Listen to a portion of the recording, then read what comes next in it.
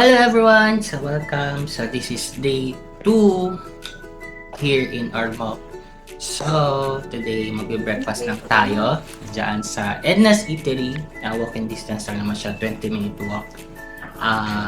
Maglalakad kami kasi maga pa naman. It's 7:30 and then ang check-out namin sa hotel is around 12. Lilipat kami sa isa pang hotel malapit dun sa port para kinabukasan, mas madali yung biyahe. So, katulad na sinabi ko sa unang vlog, after ng Leyte, pupunta tayo ng Cebu. So, ang way natin ay via boat. So, yon, nag-search ako ng iba pang pwedeng gawin. Mamayang afternoon, dapat mag-delete din ako kasi marami ako nabasang reviews na mahal, tapos ang pangit na daw. So, parang hindi naman siya worth it puntahan kung mas mahal yung bayad mo. So yun, tsaka yung flower garden na sana pag-breakfastan namin, close siya for renovation. So, Sunflower Garden Ormoc. So, nauwi tayo sa eatery. So, pero naghanap pa rin kasi kami ng mga kainan na mura tsaka mga karinderya. So, I think Edna is a good choice. So yun, samahan nyo kami maglakad. 20 minutes din yun. Let's go! Outfit! So, hindi na ako nag-wax. Kasi it's a loose day today. So, yan. Let's go. Good morning! Good morning! Kita. Yan! We're out and about. So, ito yung kalsada niya for this morning. Doon tayo galing. Padiretso tayo, kanan. Tapos, pangatlong kanto, liliko tayo. So, yun. Lakad-lakad lang. Yun nga, sayang kasi hindi natin pupuntahan yung Sunflower Garden. Gusto ko sana dun talaga mag-breakfast. Pero wala tayong magagawa, close siya. Today is March 31. So, ang checkout time natin again is later 12 p.m. So, baka after namin mag-Edna's, mag-Cafe 88 tayo while waiting for the checkout time. Ang Cafe 88 medyo malapit din sa Lake Danao. 20 minutes tricycle. Tapos, balik na tayo dito. So, after nun, check-in sa bagong hotel. Tapos, may pupuntahan tayong 3 pang sightseeing. Pero, tingnan natin kasi papakausap ko pa kay mama kung kaya niyang makontrate mga tricycle driver. Parang tour pa. Ganun. So, yun. Tingnan natin. Ito na ang kanilang pinaka-rotonda.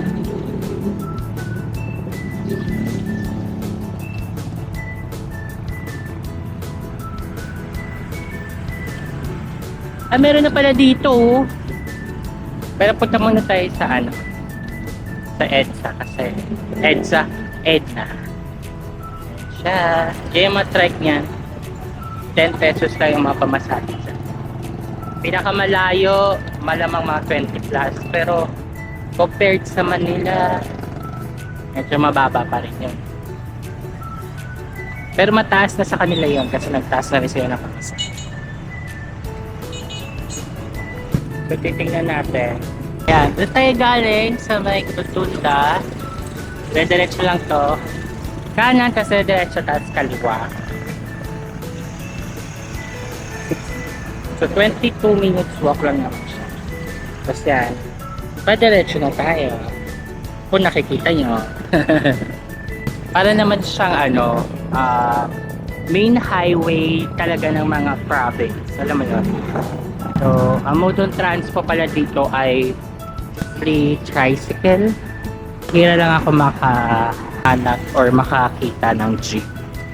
Backlit, Concepcion, Foundation. Saan lakad? Ayos like church. Kaya? Kaya ang lakad. Morning. Dapat makatikim tayo ng pineapple dito kasi ay kilala sa pineapple. Natin kung magawa natin yung dapat pala nag-wax ako konti, no? May resto bar din dito, oh. Anoy's Inasal. Grabe yung laki ng bahay na to. At ito rin.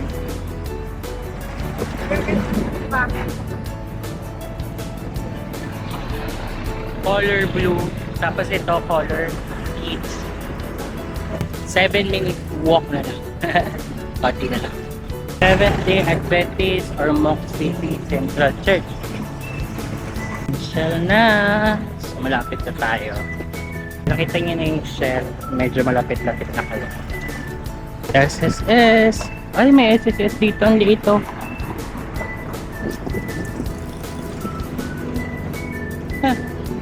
Ang liit ng SSS nila.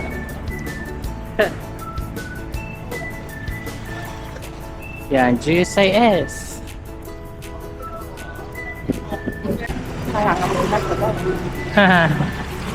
Ayan, so liliko na lang tayo dito. Ayan, Edna's Eatery. Here.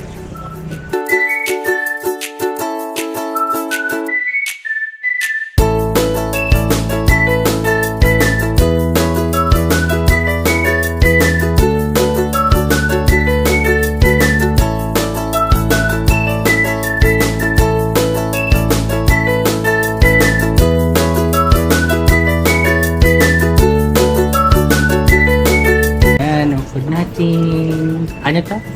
Yung balbakwa. Balbakwa? Sitaw, pork steak, lumpia sa luwa, sasabaw, kanin.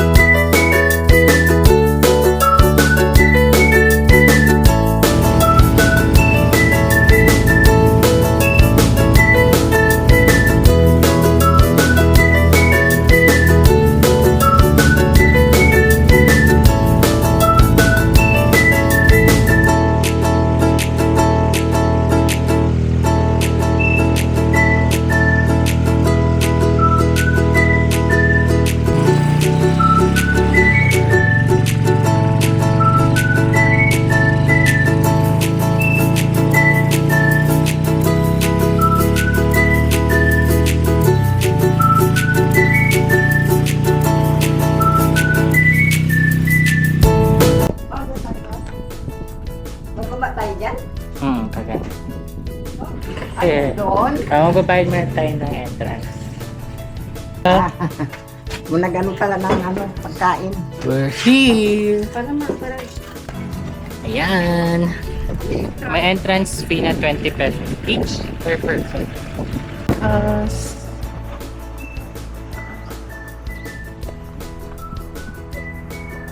Because Eka pa. Wow, lamig! Oh my goodness. Kaya mo yan, ma? Kaya mo yan? Yeah, pagpapala tayo. Uy!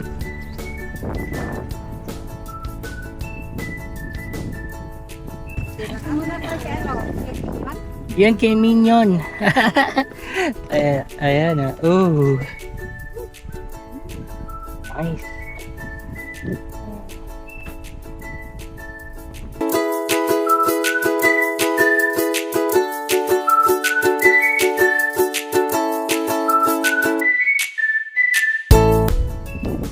Minion.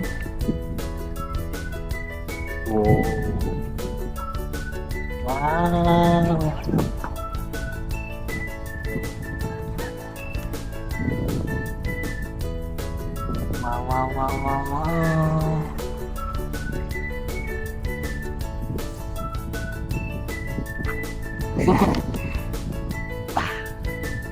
Wow, sulit.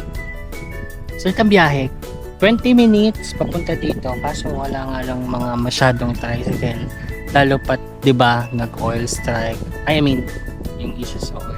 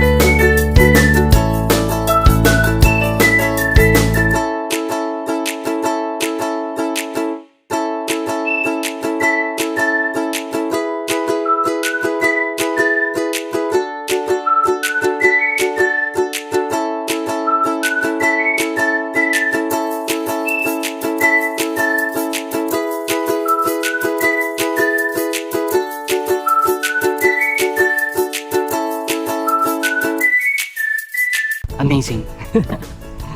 Ayan. So, pababa na kami, punta kami ng Cafe 88 and then pabalik na sa city Kasi mag-check out na kami sa Carlosta. Oh, pagod ako.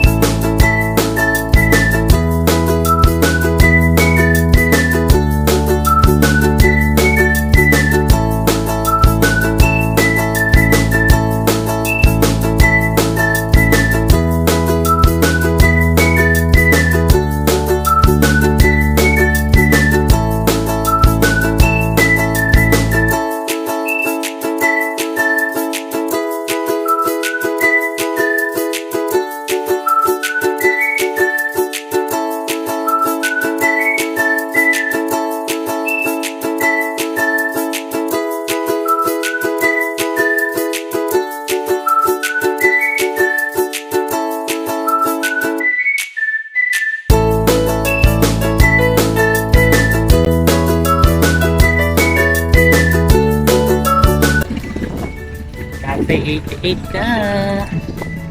Wow! May mga net ka? Wala. O Sinta, sana naaalala mo ba yung mga unang Sinta? So, bababa lang tayo, papakita ko sa inyo. Cafe 88. Medyo wala pang tao, no? So, time check, it's 10:10. 10 past 10. So, we have ample time. Pero magte-take out na lang kami. Ayan. So, maganda naman siya. Ayan, okay siya. Stairwell.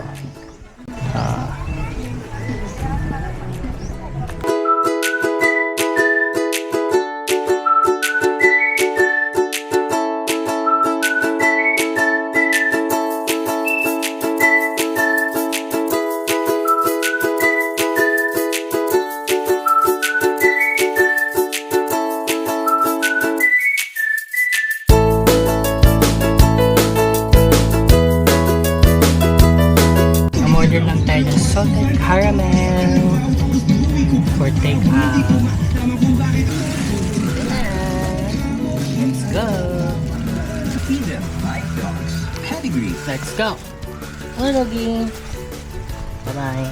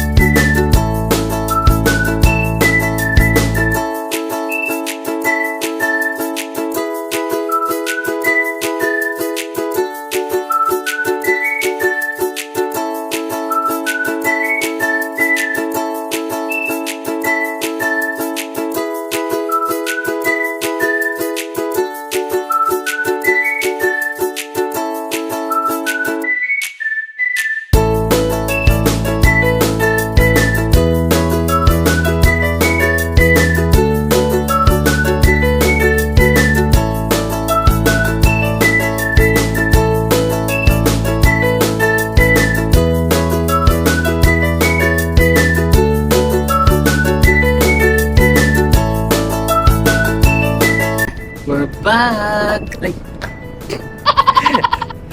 So, ayun, nakabalik na kami.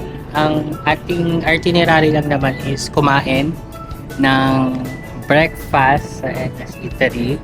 Tapos na-search ko, habang nag-search ako ng Cafe 88, nakita ko yung Micos Eco Park. So, hindi mabibigyan ng justice sa picture and sa video, pero maganda. Yung garden lang naman siya, hindi siya yung, alam mo yun, ka-level ng sa La Trinidad. Worth visiting. Kasi papunta kami doon. So, sa terminal dito sa Ormoc, may papunta doon sa Milagro. Ngayon, ang pabalik ang mahirap kasi halos walang tricycle pabalik. So, anong nangyari? Buti na kontrata namin yung tricycle driver papunta tsaka pabalik. Actually, pabalik lang kasi nung papunta kami, hindi namin alam na wala na palang mga tricycle. So, ngayon, pagkatapos tong kami yung last stop since nasa Migos kami. So sabi namin, baka pwedeng siya na rin lang yung pagbaba. So naagrihan namin na 600 nga siya balikan.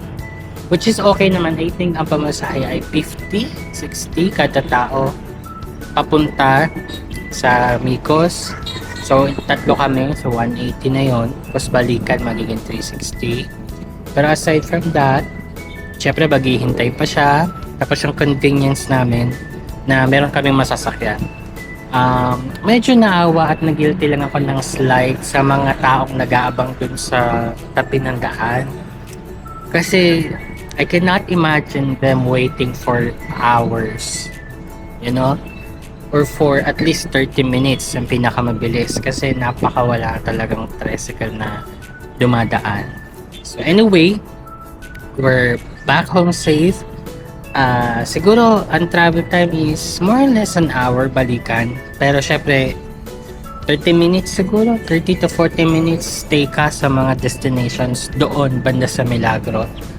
And yung Cafe 88, surprisingly, nakikita ko siya sa TikTok.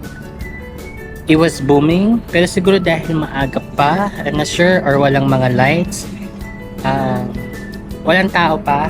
And then it's a normal cafe. It's not, siguro ang pina-special niya lang is very isolated siya. Pero that's it. The salted caramel, tasted salted caramel, wala naman din pinagkaiba. Charge lang ulit ako and then check on you guys again kapag pababa na kami at pupunta na kami sa kabilang hotel dahil last day namin dito sa Carlosta. So see you. Yan, so pa-out na kami. Time check 11:50. Ayan. Bye-bye room. Bye-bye. Yan. Maayos naman natin siyang iiwan. Ayun, tubig. Sayang. Dala namin yung tubig. So, from here, sasakay lang kami ng tricycle papunta ng new hotel. So, let's go. And there you go. So, nandito na kami sa bagong hotel. So, ang name ng hotel natin ay GV Hotel. So, this is one of the budget hotels here sa Ormoc. So, pinili ko to kasi malapit siya sa port. At hindi naman tayo mag-stay ng isang araw. So bukas ng umaga, aalis na rin kami. Pero kasi ang nangyari, binook ko yung Carlosta thinking na pwede pa namin mabook yung boat papuntang Cebu ng 31 pero puno na. So April 1 yung na-schedule namin. So yun. And dalawang room pala to. So yung isa sa amin ni Mama, isa sa ate ko on the other side. Opposite lang naman ang room. So, quick room tour lang, as in quick. Ayan, aircon. Then this is the bed. Ayan, this is the table. And then, dito yung room. Ayan. Then, meron tayong towels. And, yun lang, towels. And then, tissue, then soap, then this is the bathroom. Normal lang, kasi normal. So wala siyang bidet. Ayan. Oh, diba? So one of the budget hotels lang naman talaga. And ngayon, baka maya-maya lumabas kami for to get something to eat. Ayan. Di pa rin kami nagla-lunch ng ngayon, pero maya-maya mag-lunch na kami. So, tingnan natin yung isa pang room. Ayan. Dito yung isang room. Diyan na set up. 208. Ayan. Room tour. Oh! Banyo agad. Ayan. Banyo agad. Same lang. Tapos ito. Ito, mas malaki yung room. Mas malaki yung bed. Ayan. This is AC, hindi ko pas okay doon kasi may view doon eh. Ito ay TV, then table, then nalagyan ng damit, and then towels. So yun yung dalawang room.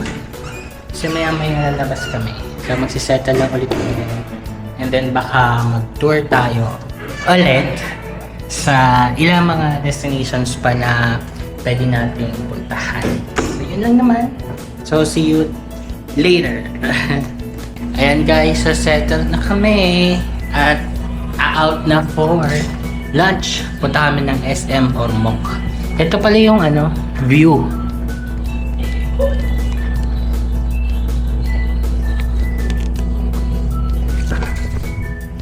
Wow. Street view siya. So, ayun, punta kami ng SM Ormoc. Doon na lang siguro maghahanap ng kakainan. And let's see kung saan pa tayo datnan. Let's go. We're out and about. Let's go. Yan, ito yung hotel natin. GV, Good Vibes Hotel. City Neighborhood. Yan. 4-minute walk lang siya to SM. Guys, kami tayo.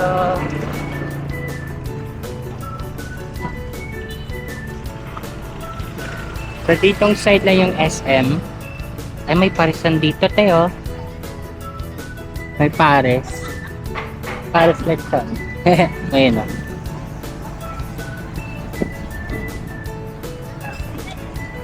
So, nga pala, amazing kasi nakapag early check-in kami. Supposedly 2 PM pa yung schedule check-in. Pero nakapag-check-in na kami ng alas 12. Pagka-out namin din sa Carlosta, which is good. Tapos, nag-request ako ng room upgrade. Pwede naman siya. Kaso, ang eksena is, since dalawang room yung nabook ko, kailangan dalawang room yung i-upgrade ko for free. Kasi I'm a platinum member ng Agoda.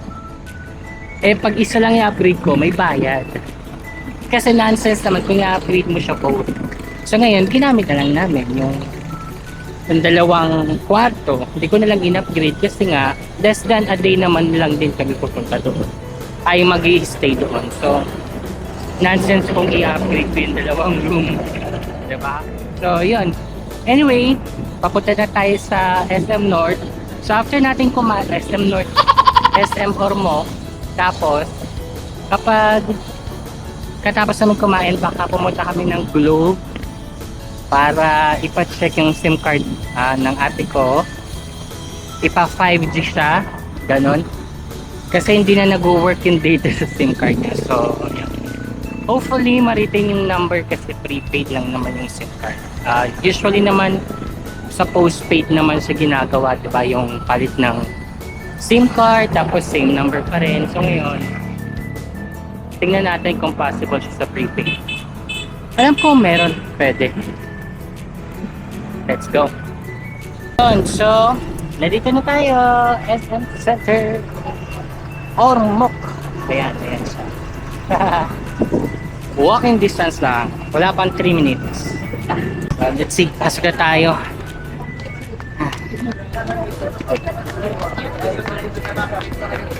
So yun, nakapasok na tayo. Pag-a-adapt na lang tayo ng food. Ano gusto niyo kainin? Kanin? Kanin, ramen. Ramen? Tingnan tayo dito sa ramen. Yuki ramen.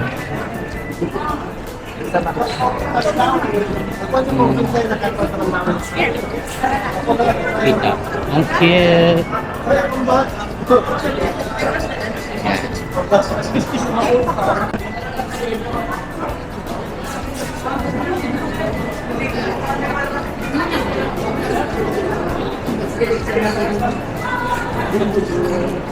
Settle muna tayo.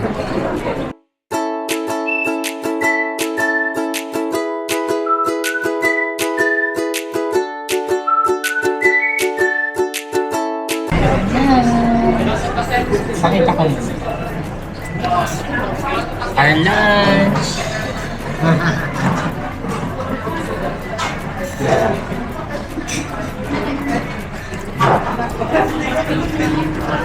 Tara, kaya muna tayo ramen.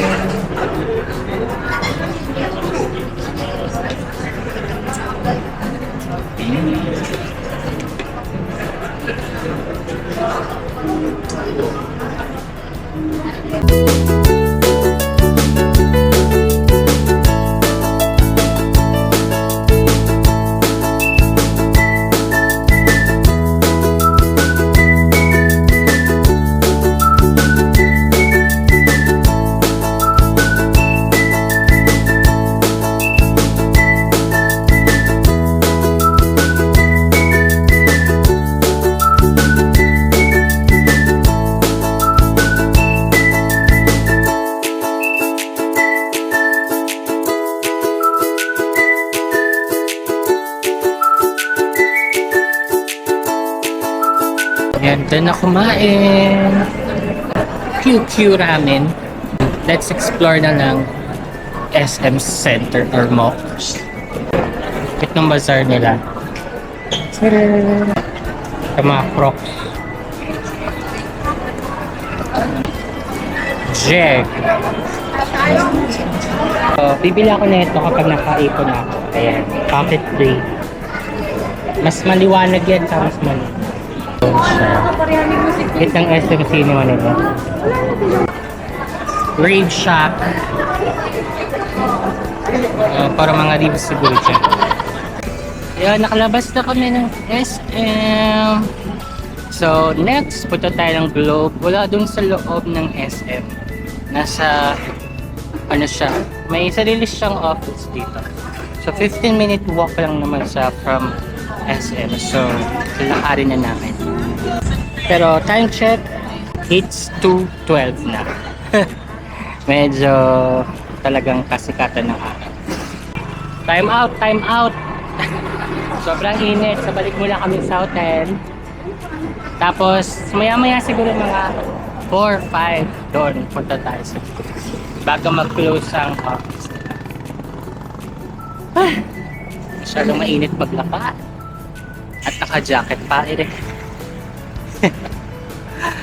Yun lang. Balikan ko kayo, guys. There. Nakapagpahinga na. So, out and about again. So, punta na tayo sa Agua Dulce Artisan. Wet? Time check, it's 4:25 na. Patila lang kami ng araw kasi napakalamig. Ganda ng hapon dito.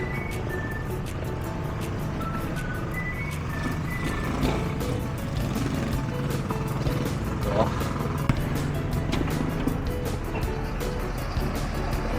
Kulit to, parang ano nila, Wilcon Depot. Pero meron din silang Wilcon Depot dito. Pero dito, Savers Depot.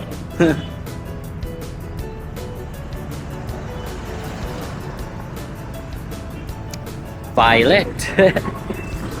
Dito nga tayo magkakasagilid at mahagip tayo ng mga Sal's Restaurant.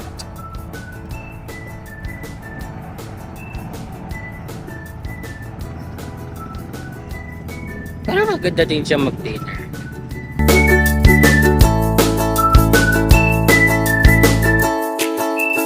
Update lang, baka hindi na natin madaanan yung Philippine-Japanese Memorial.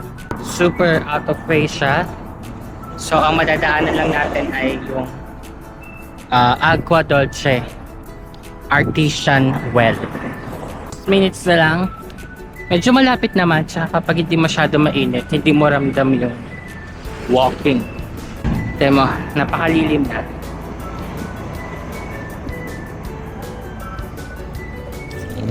Mga bahay, oh.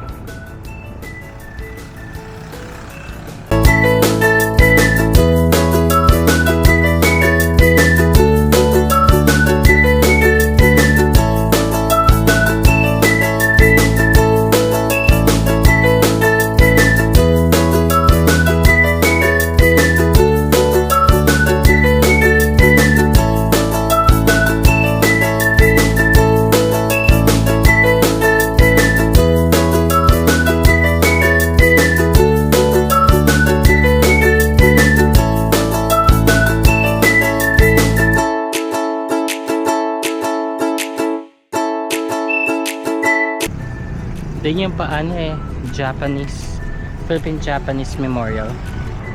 Kaso doon pa tayo tatawid. Masyado malayo. Yan, nasa Agua Dulce Street na tayo. So malapit na, diretso na lang to.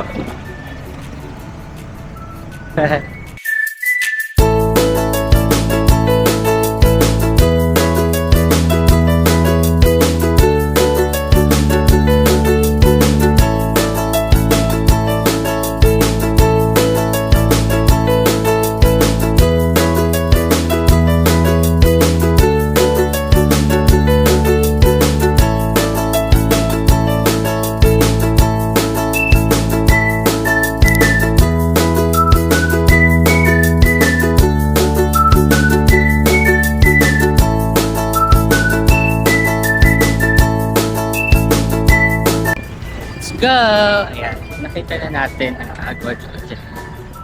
Artesian wall. Well pala.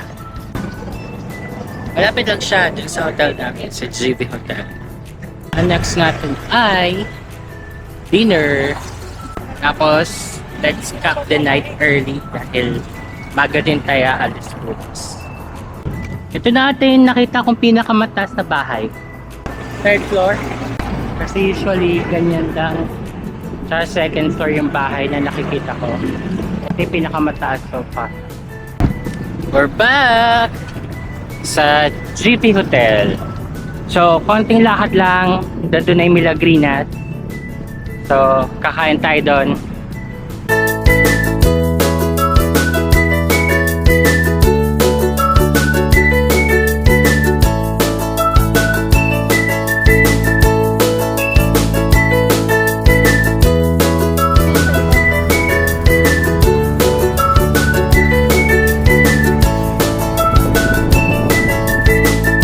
Ayan, dito tayo sa Milagrinas.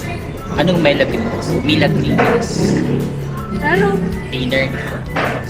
Ayan yung spelling na. Ano na ako sa kakasalita. Hindi ko na maintindihan ang mga lingwahe. So, ayun. After nito, tulog na. Tayo na port. Malapit na dito yung port. Pero magta-tricycle na lang kami din namin lalakad. Medyo malayo-layo din pala. Oo, may bit-bit Oo. tayo. Kahit sabihin mo malapit lang, malayo-layo pa rin. So, yun. Wala na lang sa akin. Ano pala yung menu? Inano natin na yung malayo. Ha? Ano yung pinunta natin? Ano? Agua Dulce Artisan. Yung tubig? Well, oo. Yun. Parang makino naman yun. Hindi naman siguro yung inaano. Pininom. Mga pangbukas mo. Pero naman yung naliligo na. May gusto pa akong makita kaso napakalayo. Philippine-Japanese Memorial Park. Hindi naman nakakapagod maglakad kapag walang init. Pero kanina, wala, shutdown. Kailangan bumalik. Kasi napakainit na. Last night na dito sa Leyte. Ang dami pala magaganda rito, no? Sabi nga ni Bumi, kung ano asawa na, nalibot na lang. Oo. Pero maganda pa rin yung first impression ko sa Ormoc actually. Sa Leyte. Mabait yung tao. After nito, tulog na. So overall, maganda naman yung impression natin sa Ormoc. Wala ako na-experience na, alam mo yun, na-experience mo sa Manila.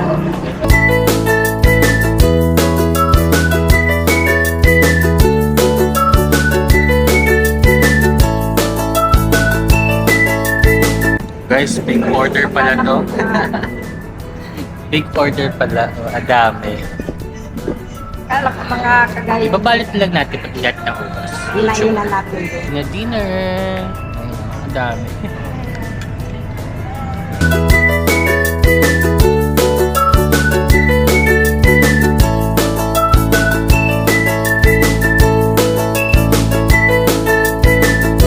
In-order namin chop suey, garlic fried shrimp, tsaka yung combo nila na paa tsaka barbecue.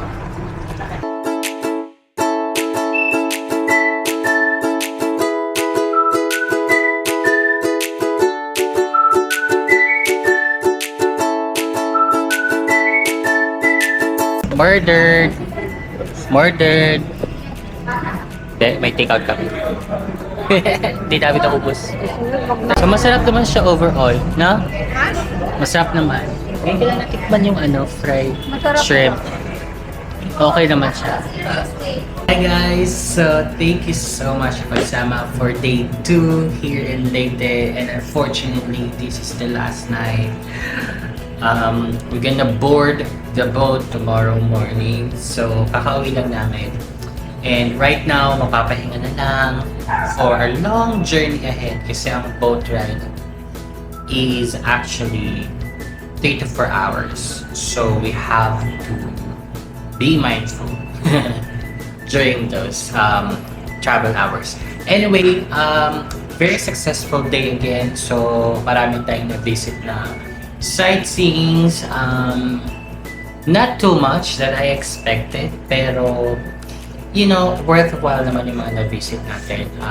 I think the highlight is really the Bicos Eco Park. Ganda yung mga flowers doon, and again, it didn't really serve sa camera, pero sa personal, makikita nyo kung gaano siya kaganda. So, you need to try and visit it. And yun, also ito yung lasa kinainan namin, Milagros, Milagrina. So, masarap naman yung mga ulam nila. So yun, i-end ko na tong video and vlog. So, if hindi pa, please subscribe, like, and share. And tomorrow, we'll be starting our journey to Cebu. Very, very excited. See you guys. Annyeong.